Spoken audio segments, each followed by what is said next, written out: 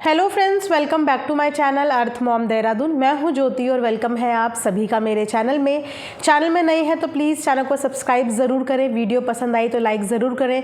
And thank you so much आप सभी का दिल से कि आप लोग मेरी वीडियोस को इतना ज़्यादा प्यार दे रहे हैं। आप सबके कमेंट्स मैं पढ़ भी रही हूँ और हमेशा की तरह मैं बोलती हूँ कि कमेंट्स आप लोगों के लिए ही बना है। आप वहाँ पर अपना पॉइंट ऑफ व्यू शेयर कर सकते हो। बस कमेंट करते हुए एक बात का ध्यान रखना कि हर कमेंट एक मर्यादा के दायरे में रह के ही करना, ताकि उसे रखने में भी मुझे कोई प्रॉब्लम ना हो और पढ़ने वालों को भी पढ़ते हुए कोई भी प्रॉब्लम ना हो। तो चलिए इसी के साथ आज का रिएक्शन वीडियो शुरू करते हैं। तो मैं वीडियो शुरू करने से पहले ही इस बात के लिए माफ़ी मांग लूँगी कि हो सकता है आगे मेरी वीडियो में कुछ ऐसी चीज़ें और कुछ ऐसे हार्श वर्ड्स भी निकल जाएं जिसका हो सकता है कि किसी को बुरा लगे। सो प्लीज़ चीज़ों को समझने के लिए सुनना, चीज़ों को नाराज़ होने के लिए मत सुनना, क्योंकि ये तमाम उन सारे ऑडियंस के सवाल हैं। क्योंकि जब उन ऑडियंस के सवालों के जवाब नहीं मिलते हैं तो वो ऑडियंस फिर क्या करती है, इस चीज़ का एग्जाम्पल आप लोगों ने देखा ही। और सरल और साधारण शब्दों में बताती हूँ कि किसी भी कमेंट को इग्नोर करना या डिलीट करना कभी भी किसी भी चीज़ का सल्यूशन नहीं होता है। हम जितना लोगों के पूछे हुए सवालों को डिलीट करते हैं, उनके कमेंट्स को डिलीट करते हैं, उनको इग्नोर करते हैं, उतना ही ऑडियंस के दिल में और ज़्यादा सवाल पैदा होने लगते हैं। और बीते दिनों ये जितने भी 5-10 चैनल खुले थे या खुले हैं, वो कहीं ना कहीं वही तमाम यूज़र थे शायद जिनके कमेंट्स डिलीट कर दिए जाते थे या जिनके कमेंट्स हाइड कर दिए जाते थे। उनको उनके सवालों के जवाब नहीं दिए जाते थे, उनका क्रिटिसिज्म एक्सेप्ट नहीं किया जाता था। और इस चीज़ का ये अंजाम निकला कि बाद में वो लोग रिएक्शन चैनल्स के नाम पे आके रिएक्शंस देने लगे और उस रिएक्शंस की वजह से बहुत सारे लोग डिस्टर्ब हुए, बहुत सारे लोग परेशान हुए। और बाद में ये चीज़ पता चली कि वो भी आपके एक यूज़र थे। वो यूज़र शायद जिनके कमेंट्स डिलीट हुआ करते थे, वो यूज़र्स जो शायद अपनी बात रखते थे तो उनकी बात का आंसर देने की बजाय उनकी बातों को डिलीट कर दिया जाता था। सो मेरा मानना ये है कि क्रिटिसिज्म एक्सेप्ट करना आना चाहिए, हर बात का जवाब देना आना चाहिए। अगर आप कोई भी सवाल अनआंसर्ड छोड़ देते हैं तो वो सवाल किस तरीके से 1000 सवाल इकट्ठे कर देता है ना, वो शायद पता नहीं होता। सो ये मेरा पॉइंट ऑफ व्यू है, मेरा ओपिनियन है। इसीलिए मैं अपनी ऑडियंस के कमेंट्स पढ़ती भी हूँ, उन पर विचार भी करती हूँ और उनकी आवाज़ बन के वो सवाल भी यहाँ पे करती हूँ। तो अभी का जो सिनेरियो और सिचुएशन चल रहा है ना, उसके हिसाब से कहीं पे भी सचिन गलत नहीं है। और मैं ये भी बोलती हूँ कि कोई भी इंसान ना 100 का 100% गलत नहीं होता। ऐसा नहीं होता कि वो सबसे ज़्यादा गलतियाँ करता है तो वो ज़िंदगी भर गलती ही करती रहे या उसके एक गलती की सज़ा हम उसको हर बार देते रहें। अभी हाल फिलहाल कुछ लोग यहाँ पे सचिन को क्रिटिसाइज़ कर रहे हैं, लेकिन मैं ये बोलना चाहूँगी कि पहले तो हमें मैटर नहीं पता। सबसे पहली बात यही है कि हमें मैटर नहीं पता। हाँ, हमें इतना पता है कि सचिन ने रोते हुए अपने घर की दहलीज में कदम रखा। हमें ये पता है कि आज पूरे दिन ऐसा पहली बार हुआ है कि सचिन ने व्लॉग नहीं डाला। अब तक के सचिन के व्लॉगिंग करियर में ये पहली बार हुआ है कि सचिन ने अपना एक भी व्लॉग नहीं डाला। सचिन की फैमिली की एक्सप्रेशंस देख के पता चल रहा है कि उनकी फैमिली का माहौल इस समय पे डिस्टर्ब है। उनकी मम्मी का चेहरा देख के पता चल रहा है उनकी मम्मी को अपने बेटे के लिए चिंता है। उनके बेटे ने पिछले 2-3 दिन से ठीक से खाना नहीं खाया है और इसीलिए उनकी मम्मी अपने बेटे की पसंद की चीज़ बनाती हुई नज़र आ रही थी। तो उनकी फैमिली डिस्टर्ब है। अब फैमिली डिस्टर्ब क्यों है, ये एग्जैक्ट रीज़न कमेंट सेक्शन में बहुत सारे लोग तरह तरह की बातें कर रहे हैं, बहुत सारे लोग तरह तरह की चीज़ें एज्यूम कर रहे हैं। बट स्टिल अभी तक भी हमें इस चीज़ का रीज़न नहीं पता कि आखिर में सचिन को क्या हुआ, वो क्यों परेशान है। सचिन भोपाल गए थे, भोपाल क्यों गए थे, इसका भी एक रीज़न सामने आया है और वो रीज़न ये बताया जा रहा है कि एक वक्त था जिस वक्त पे, इनफैक्ट वो वक्त शायद होपफुली कि अभी भी हो, जिस वक्त पे नेहा और सचिन दोनों एक बहुत अच्छा बहन भाई का बॉन्ड शेयर करते थे, फैमिलीज़ एक दूसरे का बॉन्ड शेयर करती थी। उस समय पे सचिन ने एक प्रॉमिस किया था और एक वादा लिया था कि जिस वक्त पे भी नेहा की ज़िंदगी में ऐसी खुशियाँ आएगी उस वक्त वो मनोकामना स्वरूप नर्मदा नदी पे दिया जलाएंगे या दीपक जलाएंगे, ऐसा उन्होंने किसी एक व्लॉग में कमिटमेंट किया था। और जब नेहा की ज़िंदगी में वो समय आ गया तो अपने उस कमिटमेंट को पूरा करते हुए, उस मनोकामना को पूरा करते हुए, जो सचिन है वो नर्मदा नदी के पास वो दीपक जलाने के लिए गए थे, क्योंकि उन्होंने नेहा के लिए ये मनोकामना मांगी थी, ऐसा बोला जा रहा है। अब इस बात में भी कितनी सच्चाई है, शायद जिन्होंने ये वीडियो या व्लॉग देखा होगा उनको ये बात पता होगी। तो यहाँ से देखिए, सचिन के इमोशंस कहीं से भी गलत नहीं है। अगर आप सचिन की जगह खुद को रख के सोचोगे तो उसके इमोशंस यहाँ पे गलत नहीं है, क्योंकि उसने वो रिश्ता बहुत अच्छे से निभाया। शायद निभाया तभी अपनी बीवी को डांट खाता हुआ देख के भी उसको ये था कि मेरी बड़ी बहन डांट रही है, और उनकी मम्मी को ये था कि मेरी बड़ी बेटी डांट रही है। तो उन्होंने नेहा को हमेशा बड़ी बहन का दर्जा दिया, वो बड़ी बहन का अधिकार और सम्मान भी दिया, और उनकी खुशी के लिए ही वो अपनी मनोकामना पूरी होते हुए देख के उनके नाम का दिया भी नर्मदा नदी में जलाने के लिए गए, जो कि बहुत अच्छा जेस्चर है। लेकिन इतना कुछ फील करने के बाद भी, इतने कुछ इमोशनली कनेक्ट होने के बाद भी नेहा ने सचिन को अपने भाइयों की उस लिस्ट में शामिल नहीं किया जिस भाई के लिस्ट में हमेशा से सचिन शामिल होते थे। चाहे फिर वो नेहा का शादी के लिए हाँ करना हो, चाहे फिर वो उनकी बेटी का बर्थडे हो, सरप्राइज़ देने के लिए छोटी मोटी खुशी में हमेशा से सचिन का सहयोग रहा है, एक भाई की तरह ही, क्रिएटर की तरह नहीं।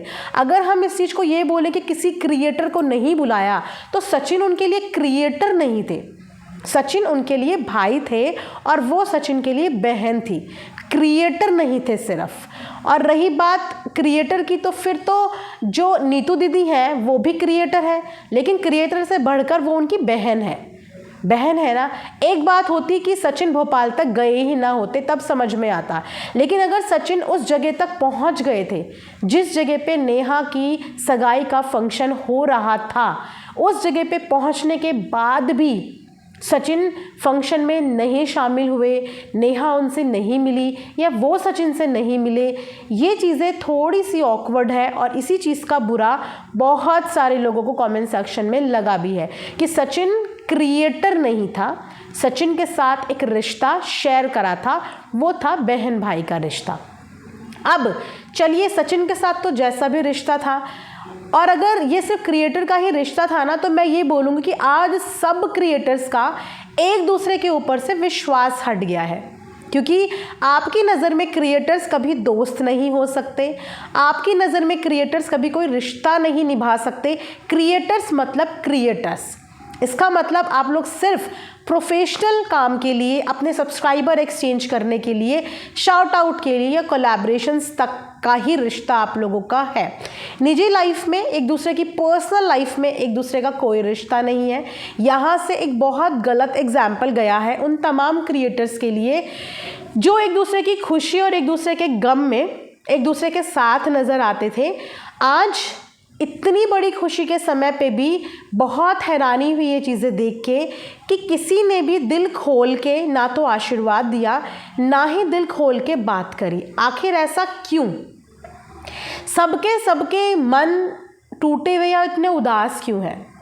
क्या सबके सब ये एक्सपेक्ट कर रहे थे? क्योंकि हर किसी से नेहा का कुछ ना कुछ रिश्ता था। कोई नेहा का कोई बहन थी, कोई नेहा की कोई बहन थी, कोई नेहा का कोई भाई था।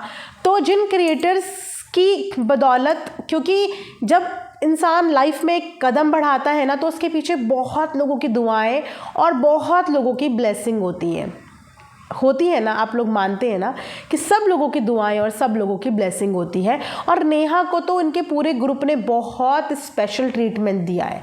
हमेशा से आप कोई भी फंक्शन की हिस्ट्री उठा के देख लीजिए, किसी के बच्चे का फंक्शन हो, किसी बड़े का फंक्शन हो, कोई छोटा फंक्शन हो, कोई बड़ा फंक्शन हो, नेहा को हमेशा सराखों पर और हमेशा एक स्पेशल गेस्ट के रूप में ही अटेंशन दी जाती थी। सबका वेलकम अलग और नेहा का वेलकम सबसे अलग किया जाता था। बहुत ज़्यादा इम्पोर्टेंस दी जाती थी नेहा को। और आज नेहा की ज़िंदगी का इतना बड़ा चीज़ हुई है और उस पर वही सारे लोग जो नेहा के कोई दोस्त, कोई हमदर्द, कोई भाई थे, वही लोग नेहा की खुशी में शामिल नहीं हुए। हालांकि ऐसा नहीं है कि नेहा ने उन्हें नहीं बुलाया तो नेहा ने ये गलत किया। अपने परिवार की सिचुएशन को देखते हुए नेहा का भी ये सही फैसला था। लेकिन क्या इस फैसले के बारे में या इस फैसले का म्यूचुअल डिसीज़न उन लोगों ने अपने फ्रेंड्स के साथ शेयर नहीं किया था? क्योंकि इतनी बड़ी खुशी होने के बाद भी किसी भी फ्रेंड ने इंस्टाग्राम पे नेहा को स्टोरी पे थैंक यू तक नहीं बोला। और यही दोस्त जिस समय पे नेहा ने अपनी शादी के लिए हाँ बोला था, ऐसा एक बंदा भी नहीं था जिस इंसान ने नेहा को कोलैब ना करा हो, नेहा के साथ वीडियो ना बनाई हो, नेहा के लिए अच्छे अच्छे गानों पे रील्स ना बनाई हो। उस वक्त पे बहुत सारे लोग वहाँ पे मौजूद नहीं थे, बहुत सारे लोग उस गेस्ट लिस्ट में नहीं थे, लेकिन उसके बाद भी सब लोगों ने अपना बहुत अच्छा कंट्रीब्यूशन दिया था। और इस बार जबकि इतना बड़ा फंक्शन है, छोटी मोटी बात नहीं है, तो इस बार वो फ्रेंड्स कहाँ गए? क्या ये सारे फ्रेंड्स सिर्फ दिखावे के लिए थे? क्या ये सारी दोस्ती सिर्फ दिखावे के लिए थी? क्या क्रिएटर्स के बीच में इस तरीके के बॉन्ड्स होते हैं? अगर ऐसे बॉन्ड्स होते हैं तो फिर तो ऑडियंस का और तमाम जनता का दोस्ती पर से विश्वास उठ गया कि दोस्ती भी आज की डेट में सिर्फ कन्वीनियंस के हिसाब से होती है, सिर्फ कन्वीनियंस के हिसाब से। और जब वाकई में दोस्ती निभाने जैसी चीज़ आती है तो या तो ऐसा होता है या तो वैसा होता है। नेहा ने नहीं बुलाया, समझ में आया। दोस्त नहीं गए, समझ में आया। दोस्तों ने बधाई भी नहीं दी, ये समझ में नहीं आया, ये सच में समझ में नहीं आया। तो क्या ऐसा कुछ गलती नेहा ने करी कि उनके फ्रेंड्स आज नेहा से दूर हो गए? क्या नेहा की तरफ से कुछ ऐसी गलतियां हुई हैं कि नेहा ने अपने सारे दोस्त एक चुटकी में गंवा दिए? क्योंकि दोस्त तो वो होते हैं जो हमारी हर सिचुएशन को समझते हैं, हमारी हर सिचुएशन में हमारा सहयोग देते हैं। तो ऐसा कैसा ये फ्रेंडशिप का बॉन्ड था जिस बॉन्ड में ना तो नेहा की सिचुएशन दोस्त समझ पाए, ना ही दोस्तों के इमोशंस नेहा समझ पाए। सो कुछ ना कुछ तो फ्रेंडशिप के बीच में ऐसा हुआ है और उसी कुछ ना कुछ का नतीजा है कि सचिन इन चीज़ों को एक्सेप्ट नहीं कर पा रहे हैं। यहाँ पे बात इंसल्ट की नहीं है। बहुत सारे लोग कमेंट सेक्शन में कह रहे हैं कि सचिन का इंसल्ट हो गया, सचिन वहाँ तक गया लेकिन नेहा ने उसे पार्टी में नहीं बुलाया, उसे मना कर दिया। इंसल्ट नहीं हुआ है। अगर आप लोग इसे इंसल्ट बोल रहे हो तो ये इंसल्ट नहीं है, ये पता है क्या है? ये है कि विश्वास टूट गया। ज़्यादा से ज़्यादा अगर हुआ तो विश्वास टूट गया कि वाकई में सोशल मीडिया पे कोई रिश्ते नहीं होते हैं।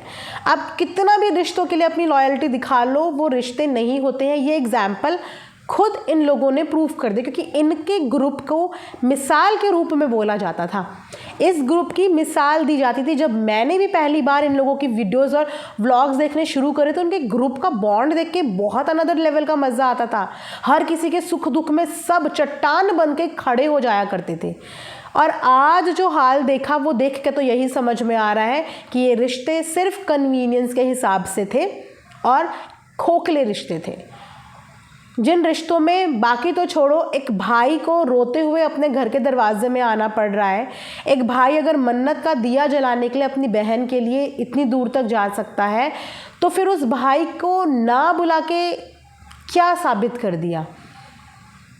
ना बुलाने का रीज़न समझ में नहीं आया। क्या वो भाई वहाँ पे कुछ शूट कर रहा था या वहाँ पे कुछ कर रहा था? मतलब पता नहीं इस समय पे सचिन के दिमाग में कौन से मल्टीपल इमोशंस चल रहे होंगे, उनकी पूरी फैमिली के दिमाग में क्या चल रहे होंगे। मनीषा की वहाँ पे हालत देखी, वो भी बिल्कुल ऑफ है, मम्मी उनकी बिल्कुल ऑफ है। क्योंकि जो इंसान उम्मीद लगाता है ना, वो इंसान की जब उम्मीद टूटती है तो वो डिप्रेस होता है। और इस समय पे वो डिप्रेस है, जो डिप्रेशन उनका दिख रहा है।